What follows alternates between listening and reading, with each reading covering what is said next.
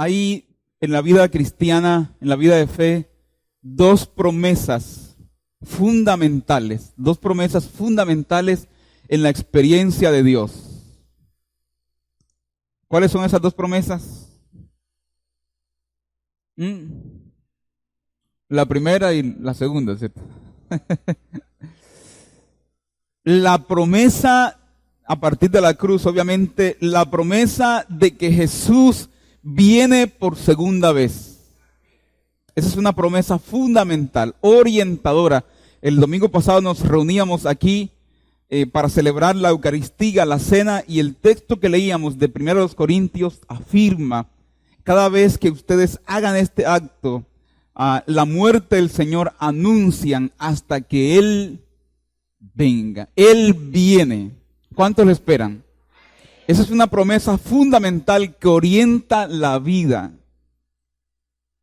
Ahora usted dice, yo pensé que la promesa fundamental era esa del carro, del apartamento, del éxito. Hay otra promesa fundamental en la experiencia de fe. ¿Cuál es? La promesa de su presencia en medio nuestro. Es decir, la promesa de su Espíritu. La promesa de su Espíritu. Entonces, esas dos promesas alimentan la vida de fe. Es decir, saber que Él está con nosotros. Que Él no nos ha abandonado. Que Él no nos deja. Pero también saber que un día Él viene. Él viene. Y vendrá para traer su reino de justicia. A todos aquellos que claman por la justicia. Mateo 5 va a decir: dichosos, felices los que tienen hambre y sed de justicia, porque ellos serán saciados. Es decir, verán su sueño cumplido. ¿Cuándo? Ese sueño queda obviamente como un sueño, ¿cierto? A futuro. Pero vamos a seguir hablando entonces de esa promesa fundamental que es la presencia del Señor en medio nuestro, la presencia de su Espíritu Santo en medio de nosotros. Sobre la cuestión del Espíritu hay cantidad de opiniones, de diferencias, de experiencias, de libros. Pero la propuesta nuestra este año, como dicen nuestros objetivos planteados, es ventilar, buscar, indagar sobre lo que la Biblia dice sobre el Espíritu y la experiencia del Espíritu de Dios en la vida del creyente. Esa es nuestra tarea. No, que Carl Luna dijo, que fulanito, que perensajito. Yo no estoy, como compartí ayer en el ayuno, no estoy obligado a creer nada que la Biblia no diga. ¿De acuerdo? Y ustedes tampoco. Por eso ustedes esta mañana, y dicho sea de paso, lo mejor que nos puede pasar, como lo digo en seminario sobre la predicación, lo mejor que le puede pasar al pueblo de Dios es la predicación cristiana, la predicación bíblica. ¿Por qué? Porque esta mañana, al igual que yo, ustedes tienen el mismo texto y pueden ir a la palabra a ver si lo que yo estoy diciendo es verdad. Pero si yo me paro esta mañana aquí y digo, hermano, cierren sus Biblias, anoche tuve un sueño. Yo soñé que había una burra por allá, entonces, y un tipo montado ahí.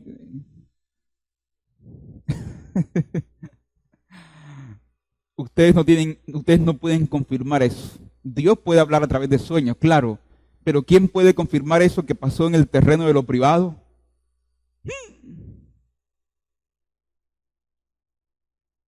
Como dice en mi tierra, Naiden.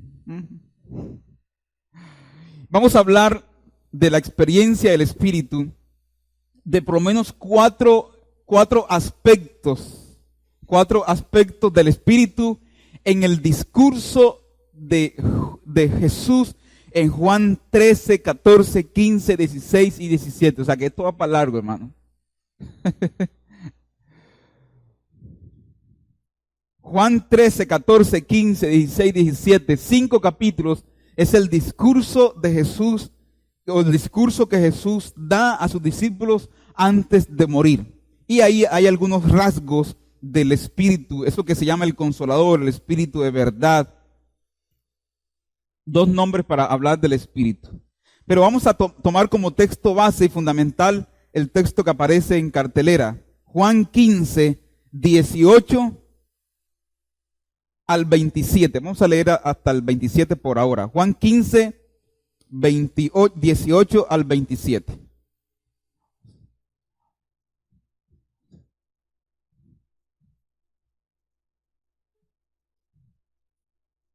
Juan 15,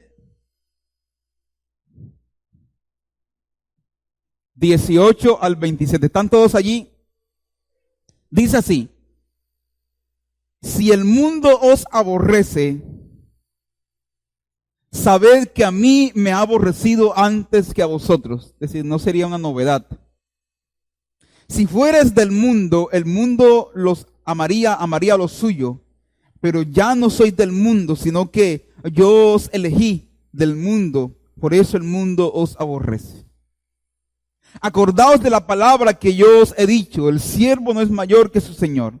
Si a mí me han perseguido, también a vosotros os perseguirán. Si han guardado mi palabra, también guardarán la vuestra. Pero todo esto os harán por causa de mi nombre, porque no reconocen al que me envió. Si yo no hubiera venido ni les hubiera hablado, no tendrían pecado, pero ahora no tienen excusa por su pecado. El que me aborrece también aborrece a mi Padre. Si yo no hubiese hecho entre ellos obras como ningún otro ha hecho, no tendrían pecado. Y ahora han visto y también han aborrecido tanto a mí como a mi Padre. Pero esto sucedió para cumplir la escritura o la palabra que está escrita en la ley de ellos: sin causa me aborrecieron. Pero cuando venga el Consolador, el Espíritu de verdad, que yo os enviaré de parte del Padre, el cual procede del Padre, Él dará testimonio de mí. Además, vosotros también testificaréis, porque habéis estado conmigo desde el principio. Palabra de Dios.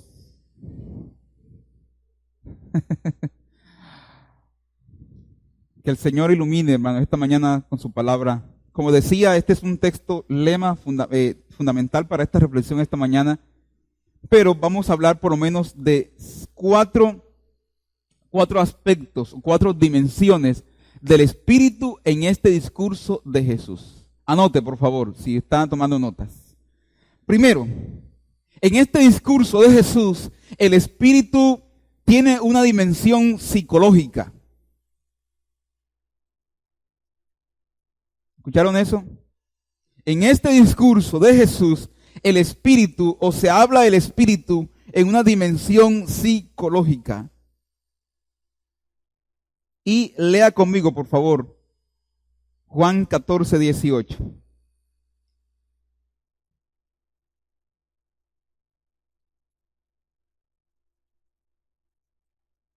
¿Están todos allí? Vamos a leer desde el 16. Y yo os rogaré al Padre, y os dará otro Consolador, para que esté con vosotros para siempre.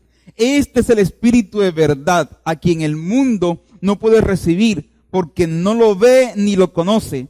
Vosotros lo conocéis, porque permanece con vosotros y está en vosotros. No os dejaré huérfanos, volveré a vosotros.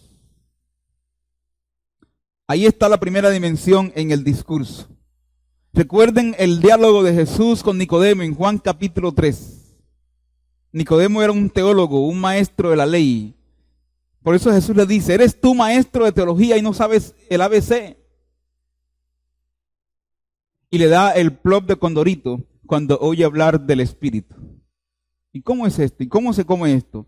En el texto, el texto que leíamos, el Espíritu tiene una dimensión psicológica, sanadora, terapéutica. ¿Por qué? Porque el Espíritu es el Consolador. ¿Para qué necesita uno consuelo? Recuerden, el contexto es que Jesús se va Jesús se va a ir. Están viviendo el trauma de la separación, el dolor de la separación. Están empezando a procesar su duelo. Y Jesús no les dice, no estén tristes, confiesa que no lo estás. Sino que en medio de la tristeza y el duelo por la partida de su Señor, Él les dice, les dejaré al Consolador, que les consolará en ese ambiente de orfandad que están sintiendo. ¿Para qué necesita uno consuelo y consolador? Porque Jesús le dice a los discípulos que el mundo en el que viven es un mundo peligroso. Que la misión que se llevará a cabo en un contexto peligroso. Y que el mundo, escenario para la misión, en Juan 17 Él dice, Señor, no los saques del mundo, guárdalos del mundo. Hay mucho evangélico y mucho cristiano que quiere salir del mundo. Pero en este discurso, el mundo es el escenario para la misión. Entonces, en el mundo tendréis aflicción. Juan 16:33. Pero confíen, yo he vencido al mundo. ¿Cómo vence Jesús al mundo? ¿Cómo vence Jesús al mundo? Entonces, queda la pregunta allí. ¿Cómo vence Jesús? Porque hemos leído ese texto como si Jesús venciera, como se acuerdan aquellos de mi generación, un caballero del zodiaco, ¿no? Como Sella, ¿verdad? Con los rayos y centellas. ¿Sí? Pero ¿cómo vence Jesús? ¿Para qué necesita uno un consolador? ¿O por qué lo necesita? Porque la cuestión es difícil, complicada. La Biblia no nos ofrece falsas expectativas. La vida es compleja. La vida tiene rupturas, hay despedidas, hay partidas, hay traumas, hay dolores. Es curioso que esa palabra aflicción que Jesús usa en el 16:33 ya se usó más arribita del 16 para hablar de los dolores de parto. Es la misma palabra que se usa para dolores de parto en el texto de Juan. Pero confíen, yo he vencido al mundo. Entonces, en primer lugar, esta dimensión psicológica, una dimensión terapéutica, sanadora. ¿Por qué? Porque estamos en un mundo herido, enfermo, porque nos enfermamos, porque hay partidas, porque hay rupturas, porque hay ciclos que cerrar, porque hay esto que reorientar. En medio de esas dinámicas, el Espíritu Santo es el consolador. Es el consolador. En medio de los sentimientos de orfandad que a veces sentimos, de que no pertenecemos aquí, allá, el Espíritu viene y consuela. Él es el consolador. Dios nos asiste con su presencia consoladora. Los que están anotando, por favor, anoten Isaías 40. Porque esta dimensión terapéutica del Espíritu, psicológica, tiene que ver con unas promesas que había en el Antiguo Testamento. Isaías 40, consuelen a mi pueblo. En medio de la crisis del exilio, en medio de la crisis del destierro, en medio de la desesperanza, el Espíritu viene a consolar. Primero, entonces, una dimensión psicológica del Espíritu. Segundo, una dimensión pedagógica del Espíritu. Una dimensión pedagógica. Lea conmigo, por favor, Juan 14:26.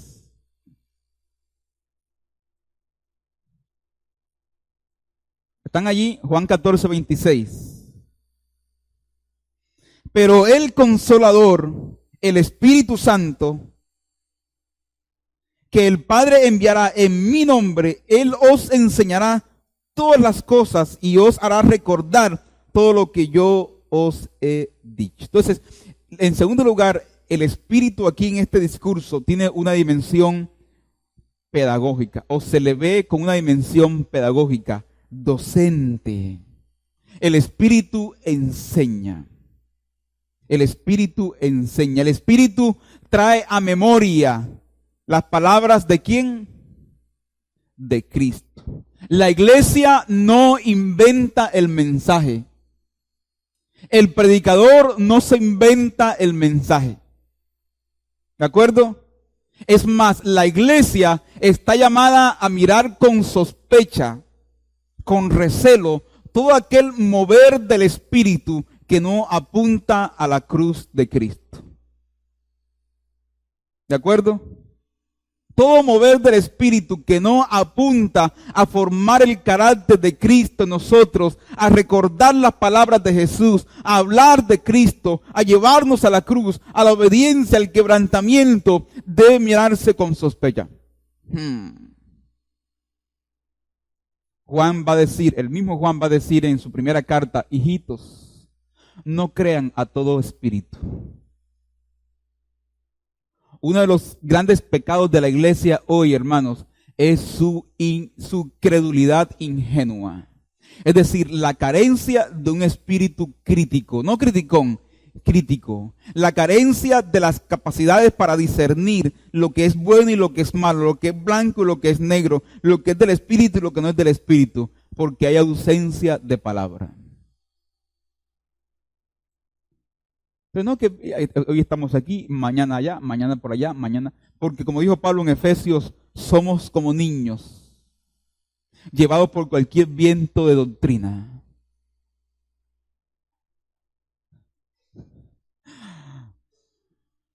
Hoy aquí, mañana allá, mañana por allá, y así.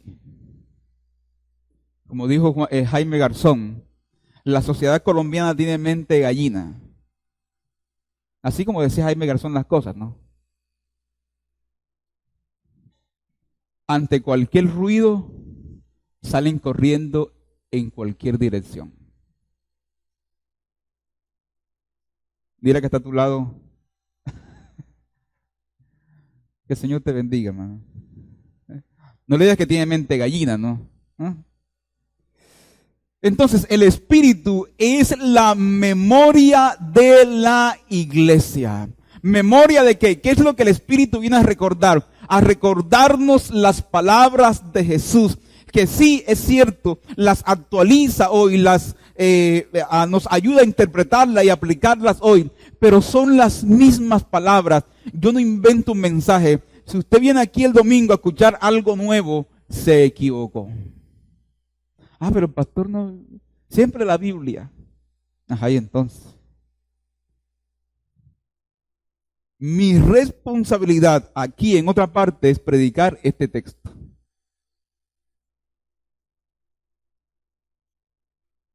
Una dimensión pedagógica. Hoy hay mucha iglesia sin memoria. Y hay mucho mover del Espíritu que no lleva a Cristo, que no recuerda las palabras de Cristo. Cuidado. No, pastor, pero es que ahí el predicador hace la mano así, mejor dicho, eso, carrandanga así de gente. Así dicen carrandanga, una carrandanga así. Y yo te pregunto, ¿cómo muestra eso a Cristo? ¿Qué más, qué me da de Cristo eso?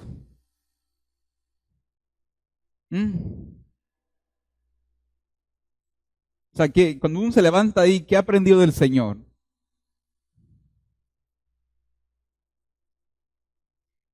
Consolador, pedagogo, memoria de Cristo. Una iglesia sin espíritu es una iglesia sin memoria de Cristo. Pero hoy hay mucho mover del espíritu espurio, extraño, que dicen ser moveres del espíritu, pero que no nos llevan a Cristo, que el culto se centra sobre el hombre, el profeta, el apóstol, el pastor, porque, dicho sea de paso, no necesitamos ser apóstoles o profetas para demostrar nuestra avidez y nuestro deseo de controlar, de poder. Es decir, eso no depende de títulos. Eso viene con el ser humano. Lo dijo Thomas Hobbes en su Leviatán. Tercero, en este discurso de Jesús encontramos también una dimensión del espíritu evangelística. Hermanos, pregunto, ¿vamos bien hasta aquí? Amén. ¿Quiénes están dormidos hasta ahora? Nadie. ¿Ah? Aplauda si está dormido, por favor. No falta el que... Hay una dimensión evangelística, ya dijimos, hay una dimensión psicológica, hay una dimensión pedagógica. El espíritu, hermano, está preocupado por tus emociones. Somos seres emocionales y las emociones nos comunican de que somos profundamente humanos. No somos piedras y no pedazos de palo aquí. El espíritu está preocupado por lo que oyes, por lo que escuchas. Quiere recordarte a Cristo. Y esta dimensión evangelística, por favor, vaya conmigo al 16:8, por favor. Capítulo 16, versículo 8. Recuerden, estamos aquí en el discurso de Juan. Discurso de Jesús en Juan al despedirse, al morir. Dice, cuando Él venga, convencerá al mundo de pecado, de justicia y de juicio. En cuanto a pecado, porque no creen en mí. En cuanto a justicia, porque voy al Padre y no me veréis más. Y en cuanto a juicio, porque el príncipe de este siglo o de este mundo ya ha sido juzgado. Es una dimensión evangelística. La tarea del Espíritu es convencer. No quiere decir que el Espíritu convence en el sentido de que gana todos los debates o algo así, sino que muestra a través del mensaje y la vida de la iglesia el pecado del mundo. ¿Cómo es que el Espíritu hace ese trabajo evangelístico? A través de la iglesia. A través de la iglesia. A través de usted y de mí. El Espíritu que nos habita y que nos posee está constantemente a través de actos, de señales, a través de palabras, convenciendo al mundo de pecado. Pecado porque no se cree en Jesús. El mayor pecado en Juan es la incredulidad. Para que todo aquel que cree no se pierda, mas tenga vida eterna. Mayor pecado es la incredulidad. Pecado porque no cree en Jesús. No es ganar los debates, ni que le gané, no, es convencer al mundo de pecado. De justicia porque Él va a Dios. Y de juicio porque el príncipe de este mundo ya ha sido juzgado. Aquello que era una aparente derrota en la cruz fue el mayor juicio contra el príncipe de este mundo. Por eso usted y yo, lo he repetido estos días en algunos escenarios, caminamos tranquilos, sin temor. Hay cristianos que le tienen más miedo al diablo y habla más del diablo que de Dios. Entonces, el diablo en la sopa, el diablo en la camisa, que ese color es del diablo, que esos zapatos son del diablo, y los compré yo. Que si tiene los pelos así chiflados porque es del diablo, el tipo metió los dedos en un enchufe. Y que si tiene unos cachos es del diablo. Mucho cuidado, hermanos. Mucho cuidado. Dice el himno de escogido fui de Dios. Vivo y ando en esta vida con seguridad porque me escogió mi Dios.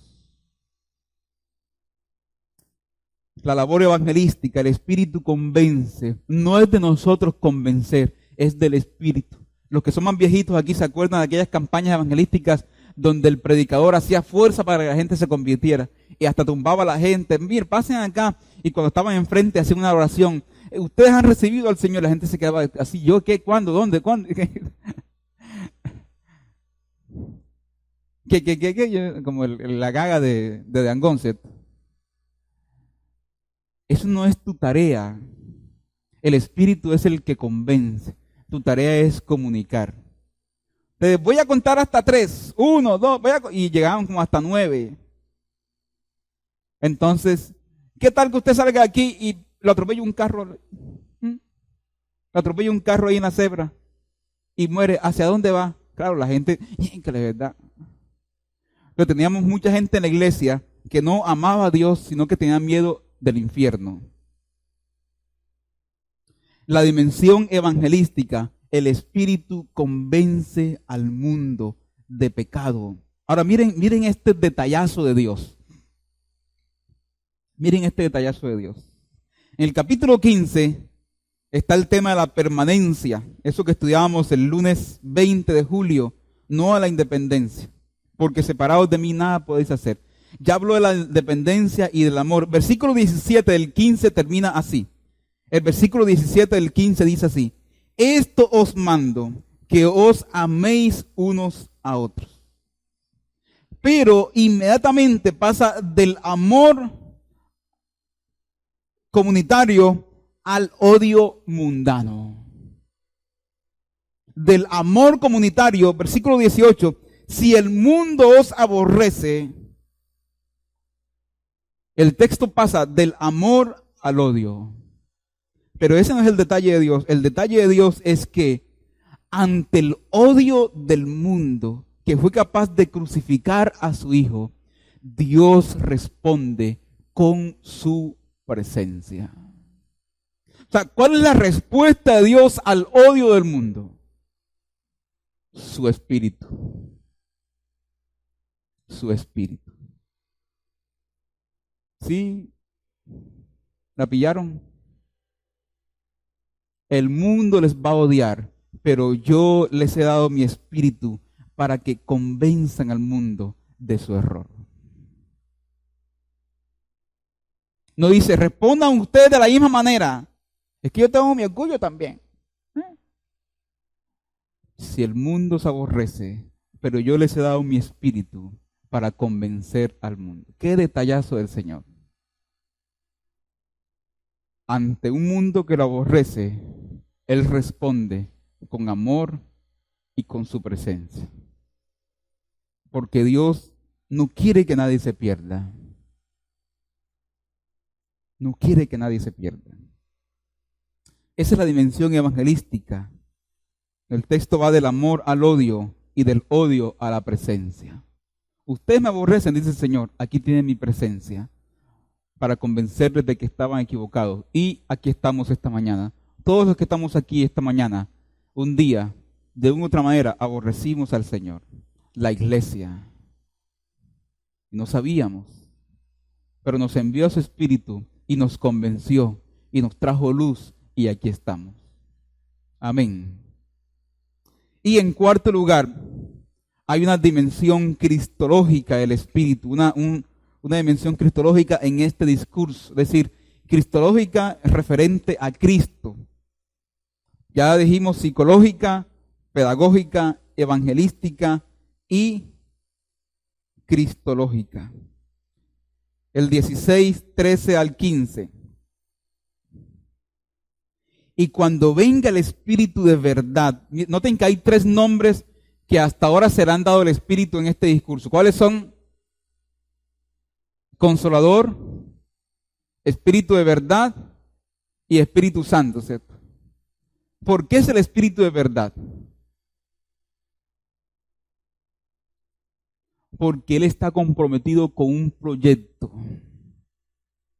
El proyecto de Cristo. ¿Quién es la verdad en el Evangelio de Juan? Cristo. ¿Qué es lo que le dice Pilato cuando está, Juan 19, cuando está face to face con Jesús? Frente a frente. Para los que no saben inglés. Esta predicación es bilingüe, hermano. ¿Qué es lo que le dice? ¿Qué es lo que pregunta? ¿Y qué es la verdad? ¿Por qué Jesús no le responde? Porque la pregunta, y escuche esto y copie, anote si es preciso y si no se lo olvida. En narrativa, las preguntas elaboradas son para el lector. La Biblia es literatura. Y en la narrativa, bíblica o no, las preguntas que se elaboran son finalmente para el lector. Es decir, quien está leyendo el Evangelio de Juan, que ya viene recorriendo todo desde el capítulo 1, a ese lector se le pregunta, ¿qué es la verdad? ¿Qué es la verdad?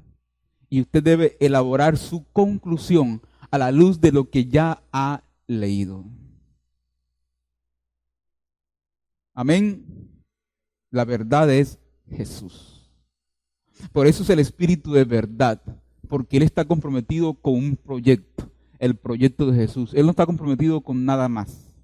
Está comprometido con ese proyecto. Entonces, por eso es el Espíritu de verdad. Ahora, esta dimensión cristológica, versículo 13, cuando venga el Espíritu de verdad, Él os guiará a toda la verdad, pues no hablará por sí solo, sino que hablará todo lo que oiga y os hará saber las cosas que han de venir, como un mensajero, diríamos como un buen chismoso, como un buen chismoso que escucha y comunica. Él me glorificará, porque recibirá de lo mío y os lo hará saber. Todo lo que tiene el Padre es mío. Por esta razón dije que recibirá de lo mío y os lo hará saber. Estos discursos son un tanto complicaditos. Yo a veces estoy leyendo, especialmente el capítulo 16.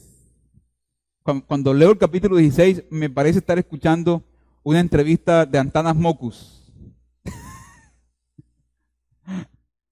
Por eso fue que Antanas Mockus no ganó eso es un chiste que hay, ¿no? Que Antanas Mockus no ganó la presidencia porque los colombianos no lo entendieron. ¿Qué habrá querido decir el doctor Mockus? Esta dimensión cristológica tiene que ver con que el Espíritu glorifica a Cristo. Toda la obra del Espíritu apunta hacia un solo lugar, un solo objetivo, un solo propósito: la glorificación, la alabanza del Señor Jesús. Es decir, ni siquiera el Espíritu viene a glorificarse a sí mismo. En Hechos capítulo 1, versículo 8 dice, recibirán poder cuando haya venido sobre ustedes el Espíritu y me serán testigos. ¿Testigos de quién? De Jesús. Testigos de Jesús. Ni siquiera testigos de Pedro, testigos de Juan, de Pablo, testigos, no, que esta unción que yo tengo, este poder, mira cómo, ni siquiera testigos del poder en sí mismo, testigos de Jesús. Es decir, una iglesia que está llena y que está empoderada por el Espíritu, la característica principal es que habla de Jesús, vive de Jesús, glorifica a Jesús en sus vidas o en su vida. A mí cuando me dicen, alguien me dice, no, pastor, allá en la iglesia el Espíritu se está moviendo, mejor dicho. Sí, y dime cómo se evidencia ese mover del Espíritu. No, mejor dicho, eso. Ajá, pero dime, no, mejor dicho. No, eso generalmente las cosas que se conocen, ¿no? La gente se cae en el piso, la gente vomita, pero tiene daño estomacal entonces. Si hay un mover del Espíritu serio, concienzudo, se evidencia en el carácter de Cristo formado en la iglesia. Claro, no desconocemos el milagro, las liberaciones, el poder del demonio, que se revuelque alguien allí, que el Señor libere, sí, pero su objetivo principal debe ser la glorificación de Cristo, la formación del carácter de Cristo en la vida del creyente. Amén, hermanos. Entonces, repasemos y concluyamos. 4 dimensiones del Espíritu en el discurso de Jesús. Una dimensión psicológica, consuela. En un mundo quebrado, partido, herido, necesitamos consuelo. Necesitamos ser consolados. Segundo, una dimensión pedagógica. El Espíritu es docente, es la memoria. Recuerda las palabras de Jesús.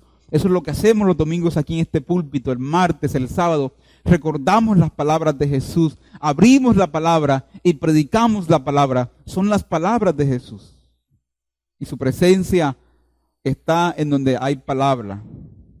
Una dimensión evangelística. Él convence al mundo frente al odio que el mundo tiene para la iglesia o para el Jesús mismo. Dios responde con su presencia. ¿Ustedes saben cuántos se han burlado de Jesús? Búrlense de Mahoma. Hagan una caricatura de Mahoma y súbanla a Facebook. No te van a perdonar, pero llevamos 2000 años de burla, de desprecio. 2000 años. ¿Y cómo hemos respondido?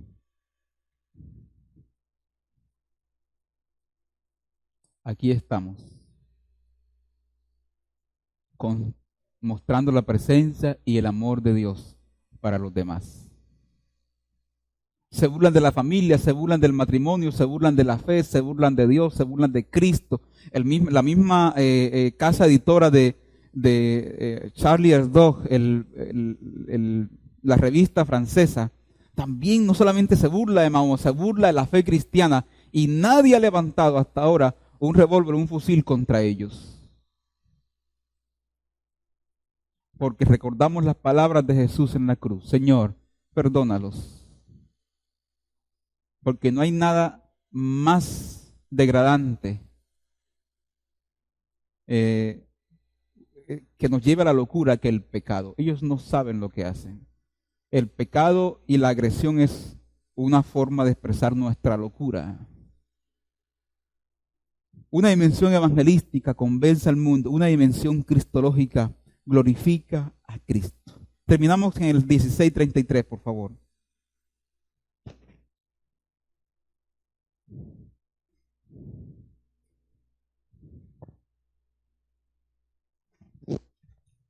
Una mujer que lea el texto, así como son las mujeres, como hablan las mujeres. Mira. Ajá. 16:33.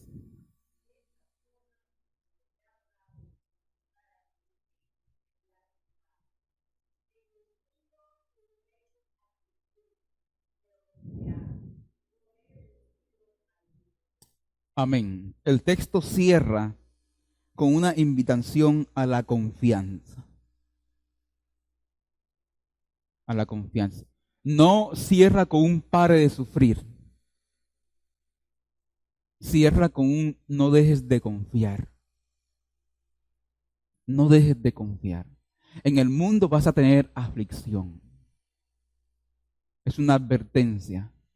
Pero confía, confía, aguanta, confía, confía, cree, confía. Sea un protestante, no dejes de creer, no te cierres la esperanza, no te cierres a un mañana, a un futuro mejor. Cree, porque Él ha vencido al mundo. Es decir, ese escenario que le era agreste, que le era incómodo, Él lo ha vencido. ¿Cómo lo ha vencido? Sigue la pregunta. ¿Cómo ha vencido Jesús al mundo? ¿Con rayos y centellas que disparó así para los enemigos?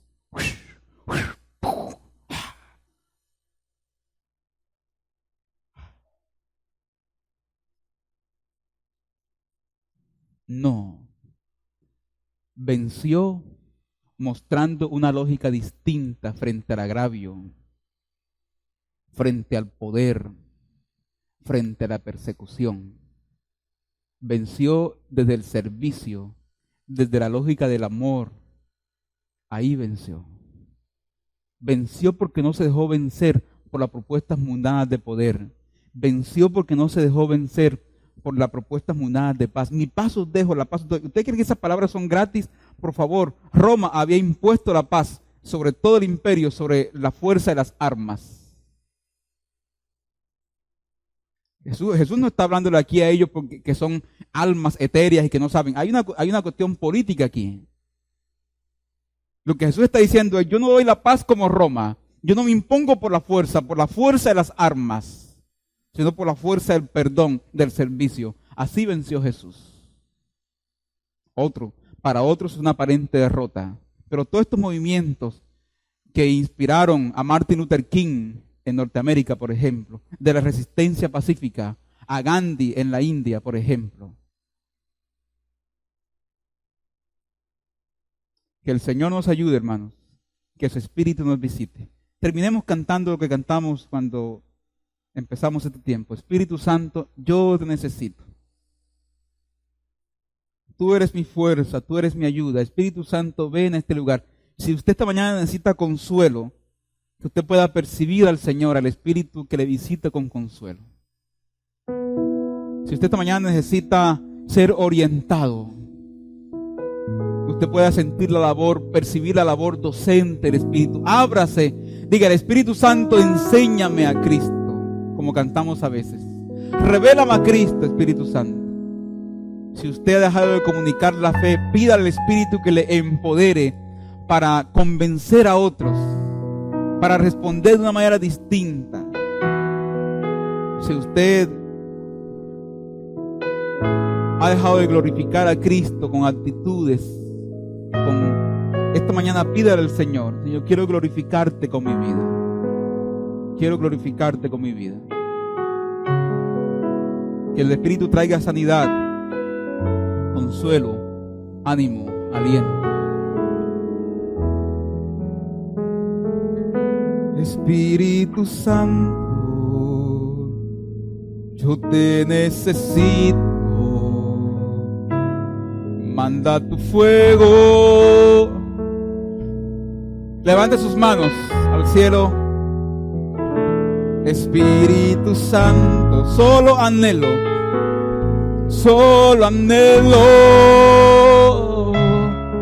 mirar tu gloria y majestad. Tú eres mi fuerza. Tú eres, tú eres Espíritu Santo.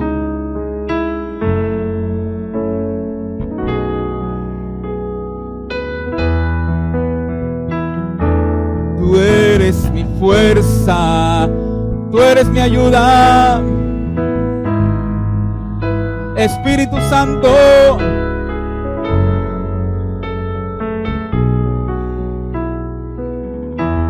ahora ponga la mano sobre su hermano que está a su lado, por favor, y oren juntos por consuelo, por ánimo, por orientación, por fuerza.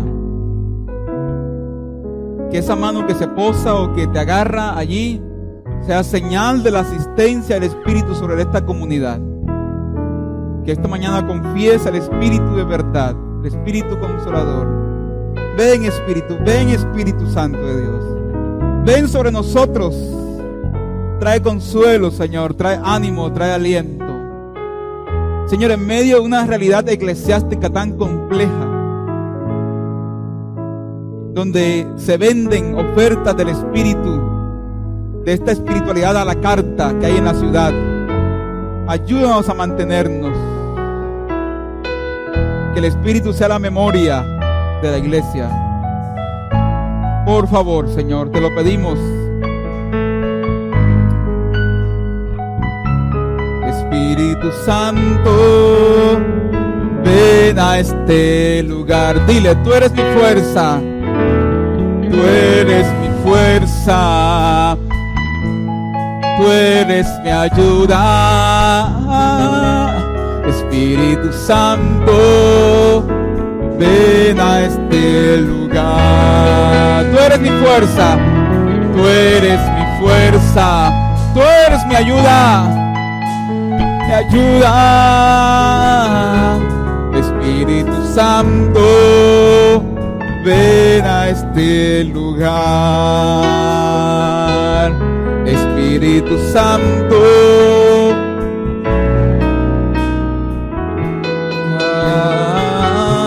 Espíritu Santo.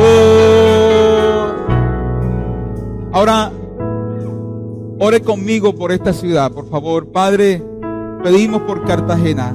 Gracias por traernos a vivir aquí a esta ciudad. Gracias por ponernos en esta ciudad. Sana Cartagena con tu espíritu, Señor. Consuela a aquellos que hoy gimen en la clínica, en el hospital. Haznos instrumentos de tu paz en medio de unas realidades sociales y políticas complejas. Sana a la fantástica, Señor. Sopla fuerte sobre nuestra ciudad. Sopla fuerte sobre nuestra ciudad. Sana Cartagena, Señor. Y ahora, en virtud de los próximos comicios electorales, no permitas que llegue alguien a la alcaldía, al consejo, con el ánimo de lucrarse con los dineros públicos. Que llegue ahí alguien, Señor, que está dispuesto a servir. Y que nosotros como pueblo, como iglesia que vive en esta sociedad democrática, podamos votar bien. Líbranos de los asesinos de la democracia que compran conciencias a 20,000, a 30,000, que compran votos. Líbranos.